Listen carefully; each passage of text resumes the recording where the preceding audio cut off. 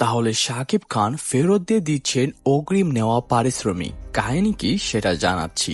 আর অন্যদিকে শাকিব খান তো রিমার্ক হার্লেনের নতুন সেগমেন্টের উদ্ভাবন করেই ফেললো। প্রথমে বলি, শাকিব খানের ব্যাক টু ব্যাক 3টি সিনেমা সুপার ডুপার হিট হওয়ার কারণে তো খুব স্বাভাবিক তিনি তার পারিশ্রমিকের ডিমান্ড বাড়াতেই পারেন, এবং ডিমান্ড যে অলরেডি বাড়িয়ে দিয়েছেন এমন গুঞ্জন এসেছিল।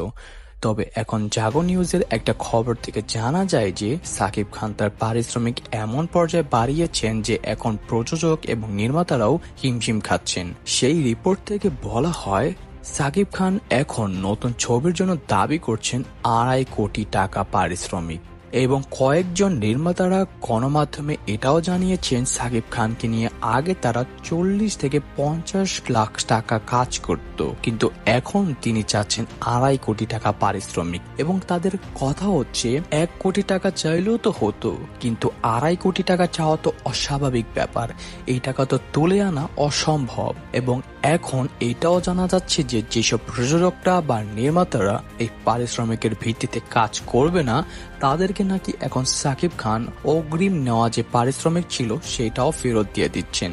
যাই হোক, যদিও শাকিব খান এই বিষয়ে কোনো কনফার্মেশন জানায়নি, দেখা যাক তার কিছু বলার আছে কিনা। অন্যদিকে আসি শাকিব খানের সেগমেন্টের উদ্ভাবন নিয়ে। আপনজন মানেই দুঃখে সুখে পাশে থাকা। ঢালিউড সুপারস্টার শাকিব খান এখন থেকে এই নায়ক ব্যবসায়ী প্রতিষ্ঠানের সাথে যুক্ত হওয়া সারা দেশের ক্ষুদ্র ব্যবসায়ীরা রিমার্ক আপনজনের সদস্য।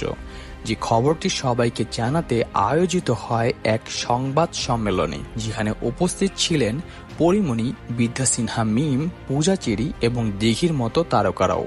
এই রিমার্ক আপনজনের সাথে ব্র্যান্ড অ্যাম্বাসিডর হিসেবে যুক্ত হওয়া দেশের জনপ্রিয় সব নায়িকাদের নিয়ে রিমার্ক আপনজনের লোগো উন্মোচন করেন প্রতিষ্ঠানটির পরিচালক সুপারস্টার শাকিব খান।